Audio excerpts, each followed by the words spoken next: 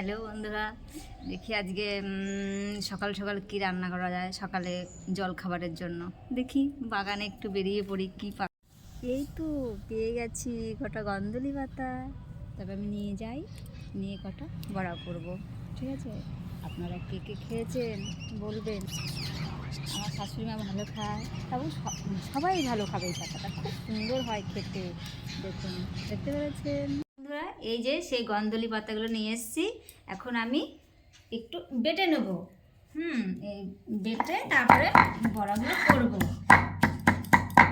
এরকম করে সব।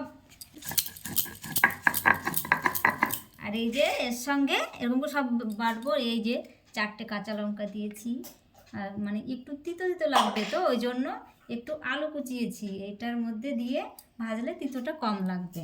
ঠিক আছে, কেন হাতে বেটেছি একটু টাইম লেগেছে। বেটে নিয়েছি।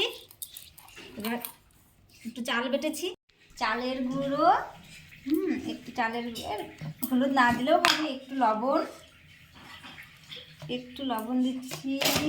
আর এই যে কড়াইতে তেল দিয়ে দিই, হালকা তেল দেবো, বেশি আমি দেবো না, অল্প তেলেই করব।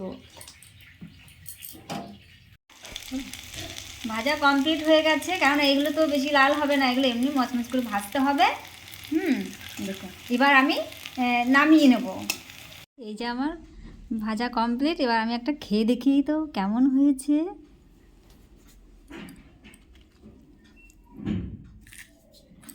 খুব টেস্টি, খেয়ে দেখবেন কিন্তু বানিয়ে। ঠিক আছে।